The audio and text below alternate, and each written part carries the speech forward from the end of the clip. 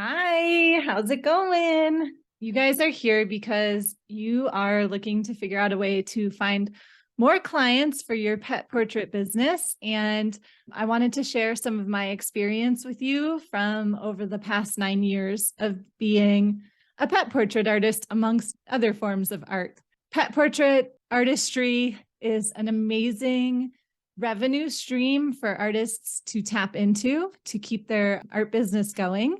You may find that it's part of your business. You may find it's your entire business. Whichever way you want to go about it, you do need clients, right? And so many of us in the field of art are always wondering, where's my next client? How do I find them? And then how do I make sure they become my client as opposed to just ghosting me or disappearing on me? I just wanted to go over some handy education today to present to you, and hopefully you can figure out how to maximize it to use in your business. I definitely believe that all artists should be making a living, so this is my honor to share with you. First off, let me just go here. I just wanted to talk to you guys a little bit about making pet portraits and sort of, the systems that you want to have in place to make it work. It's not a perfect Venn diagram, but that's not why you're here anyway. I want you to imagine it like this. In the center here are your pet portrait sales. And to achieve pet portrait sales, you need to have customers, your product, which is the portrait itself, and then you need to have systems. In product, so each of these we can break down into kind of 3 categories as well. So in the product, you obviously need to have your sales message. So that's just like your, copy to sell the product. You need to be able to show it to the potential clients. And then you really need to simplify it. And so that just means, having 1 or 3 various sizes, prices, procedures, or process, depending on what your product is. This is personal.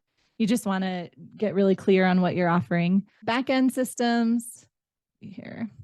So you'll want order forms, delivery, and then you'll also want a way to take payment. This is where we're focusing today on customers.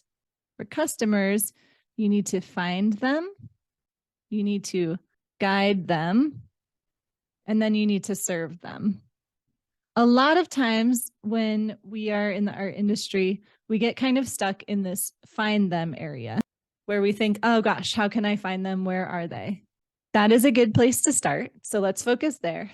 But in addition, if you find them, that's great, but you absolutely need to figure out how to guide them through the process of purchasing a piece of art with you. And then finally, serving them means making sure that you maintain that relationship with them and that they are satisfied enough to give referrals. So that's really where you want to be.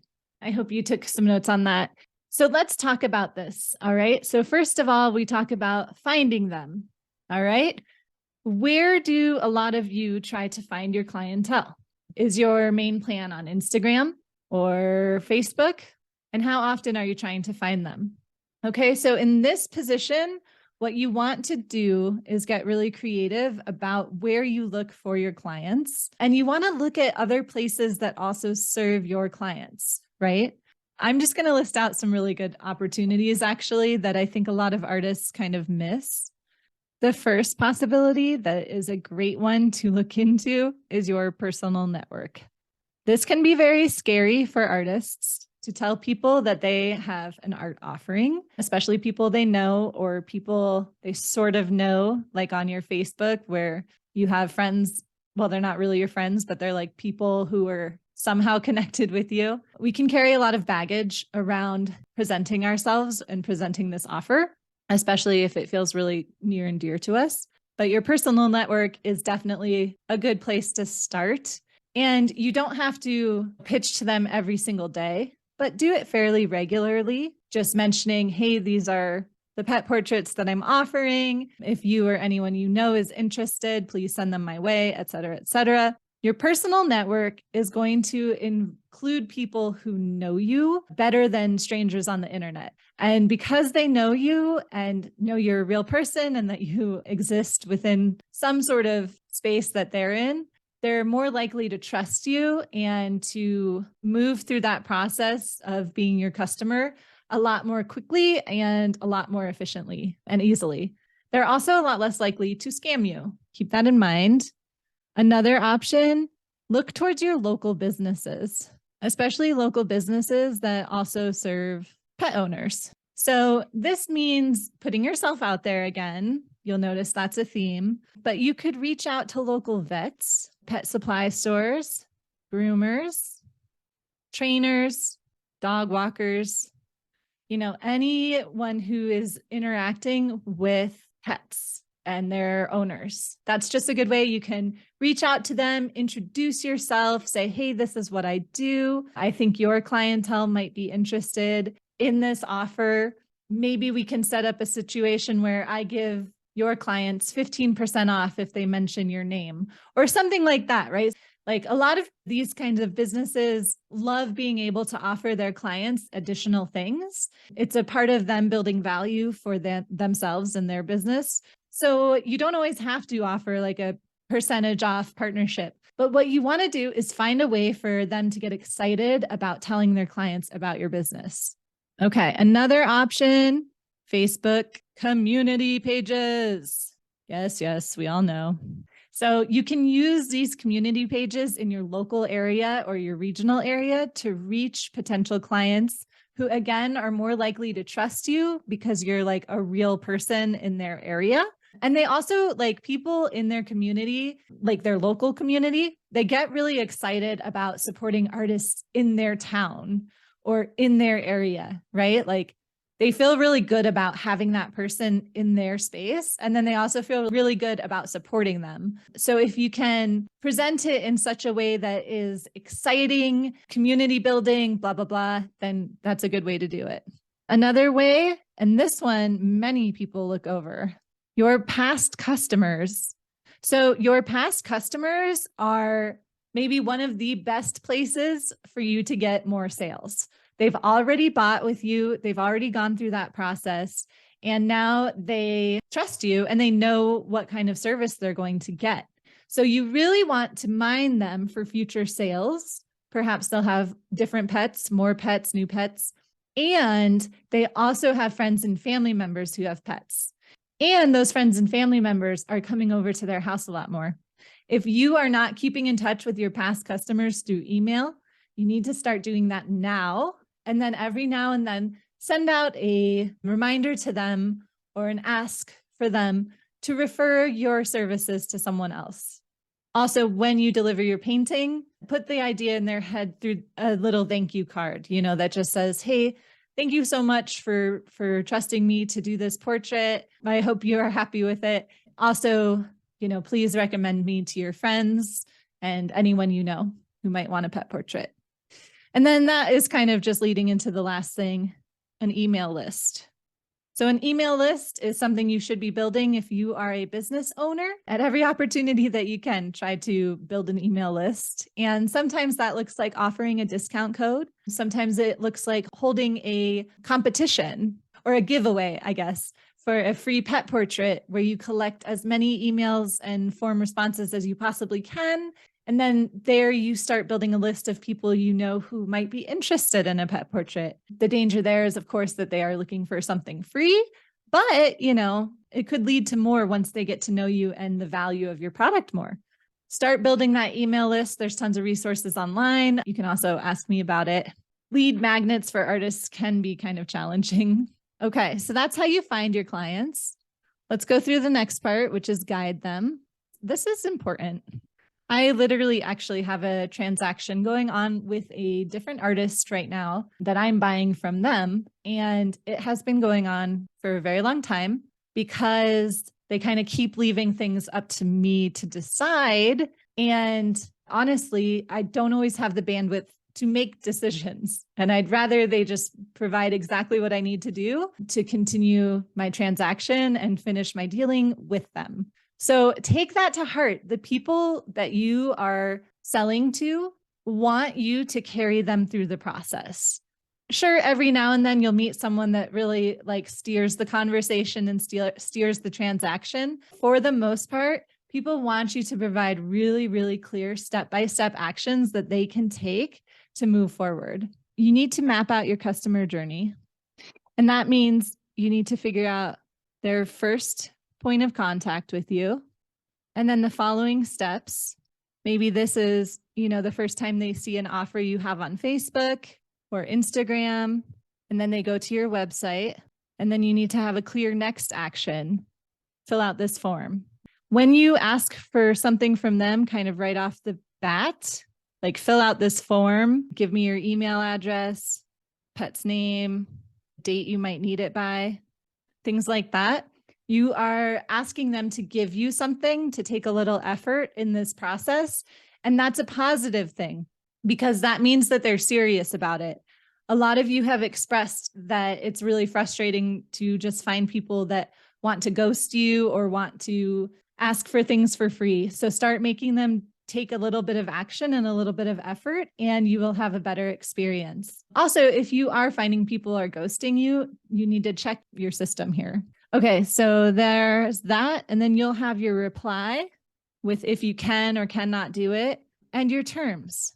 So make sure this is where you start establishing, this is how long it will take me. This is the financial aspect of it. So it'll cost this much with this much down. You almost always want to take at least a non-refundable deposit on your commissions, because if you do this whole project and then they just disappear, at least you've gotten paid half of what you should be paid. And make sure in these points, it's clear, it's non-refundable. So deliver these terms and this reply to them in a personable way. You can have your personality attached to it. It doesn't have to be like a robot. It can be like, hey, I'm really excited by this project. I can do it by the date you asked. The way it works is here's your size options. If you choose a 12 by 16, it costs this much money. If you choose an 8 by 10, it costs this much. And then I require a 50% down deposit that's non-refundable. If this sounds good to you, I will send you the link to pay. Actually, just include the link to pay, and then they can click it and start. If there's any point in this process where they sort of fade off, feel free to reach out to them again. If you don't hear back from them, let them go and move on to trying to find the next person. So I really want you guys to understand this, though. You need to be the one guiding them step by step by step, and you need to set it up so it's as easy as possible for them to achieve what they want. And I didn't mention this, but after they pay their deposit or the full fee, whichever way you operate, then send them a welcome email just saying, hey, thank you so much. You're in queue. Please send pictures of your pet to this email address, however you want to set it up, and tell them, it needs to happen sooner than later. Again, you can be completely friendly through all of this, but literally hold their hand. It's like you're grabbing their hand and then you are walking them through the process. And the more simple and streamlined it is, the better for both of you. Don't leave them hanging. If they say, hey, I'm interested in a pet portrait, what do you have? And you respond with, just your details and then say, whatever, that's not enough, right? You need to respond with your details. And then you also need to include a link to the next step. If you want to do this, click here and pay for it, and we'll move you forward. Guide them, help them. And then your last thing, if we refer back here, so we're guiding them through our customer journey. The last thing we want to do is we want to serve them. So when we talk about serving your clients, part of that is guiding them, but part of that is also creating the product you agreed on, following the time that you set up. Just to hint you guys, this is just one of those things that comes from experience, but sometimes you'll get a client who says, oh, it's whenever, don't worry about it, like whenever you get to it or something like that. Do not let them get away with it. Make sure, say, okay, I'm glad it's relaxed, whatever. Will you please at least just give me a date? Because that way you'll always know what the expectation is and if you can meet it.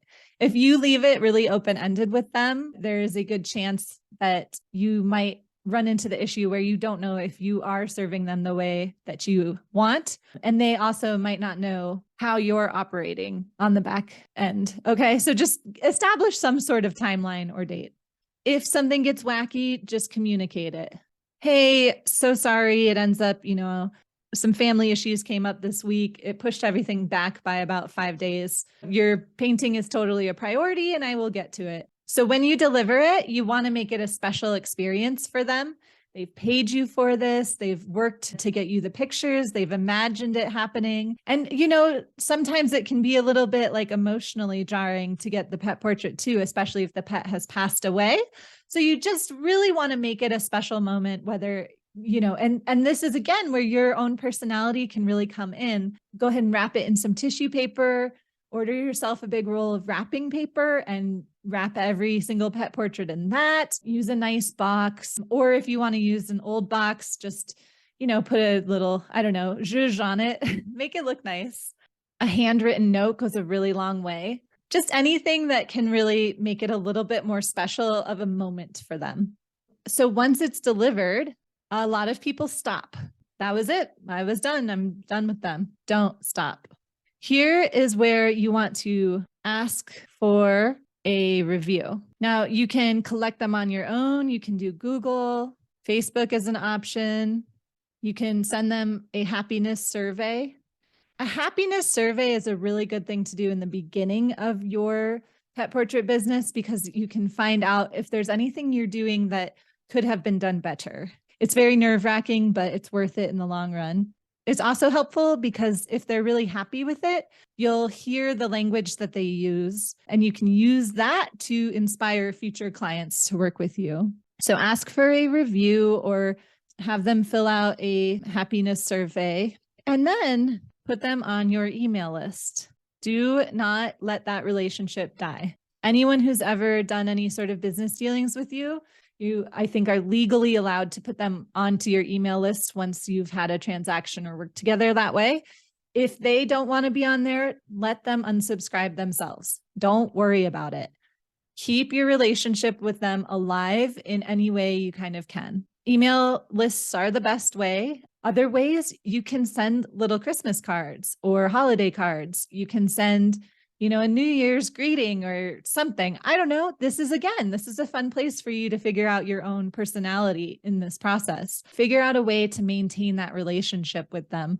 That way, they always have you top of mind so that if anyone in their circle or anything happens around pet portraits, which happens a lot, they'll have a cousin whose dog died, or, their best friends will come over to their house.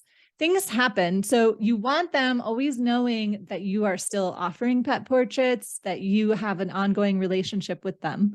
And that way they can refer people to you. They can also come back to you. I understand a lot of people when they think about, oh, I need to find new clients. They think new. I need new clients. Really start mining your past clients. Okay. So I think that should give you some really good advice or good tips to move forward with as far as like getting pet portrait clients. Again, I know a lot of people are reluctant to talk about their offers in person or to their personal network, but it is your best bet. It's the best place to start. And just to let you guys know, like when I started out as an artist, pet portraits were my first really solid revenue stream and opportunity to develop my systems and my sales abilities and all of that. But guess what? So here's just a quick story. When I started, there was a woman, and I didn't know about this, but she was in my network. She's around my age. And apparently when I started selling art on Facebook, she like cringed and wondered, like literally she told me this. She thought like, oh my God, what is she doing? Like she felt embarrassed for me, which I mean, what a shame, I feel bad for her that she's like that embarrassed by her own dreams, that when someone else is trying to pursue, then she like feels embarrassed for them. But do you guys want to know when she told me this? She told me this 6 years later, after I had started being an artist, when she was interviewing me for her newspaper article, because I was doing a lot of really cool public art in my community and I was getting kind of famous. Like, not to toot my own horn. When I say I'm like famous, I mean that my community is literally like 7,000 people. So it's not a really big deal, but it felt really good because she was telling me this story about how 6 years previous, she thought, oh my God, what is she doing? And then there she was interviewing me So that was really cool. I use that to really illustrate, like, if you're nervous about putting yourself out there because of how people might think of you or how they might respond, just go for it anyway, because at the end of the day, what you have to offer is going to be really important to some people, and it's going to make a big difference in their lives. Figure that out. Just go for it. Focus on the person that wants your offer, not on the people who are, not following their own dreams and are going to have something to say about yours. Whatever. Who cares? Okay. Does that sound good? Please let me know if this was useful to you, and make sure you're on my email list if you'd like more tips on building a really successful pet portrait business. I have sold over, I don't even know, you guys. It's been 9 years. I don't know, but here's a really good kind of number. So I actually don't keep my pet portrait commissions open throughout the whole year because I have a lot of other stuff I need to focus on or want to focus on. But I do open my commissions every September so that I can get going on those holiday orders, and I limit them based on what I can achieve. But last September, when I opened my pet portrait orders, within a week, I had 15 orders lined up, contracts signed, payment. I take half deposit. Those were all taken care of, and I had everything set up for the holiday season. And then I just worked on pet portraits through Christmas, and it was amazing. It's an amazing form of revenue that you can turn on and off again in your business once you really kind of build up your systems and build up your client base. Okay. So keep going, find new clients, but make sure you're also guiding them through your process, and keep connected to old clients. It is always easier to sell to old clients. Okay. All right.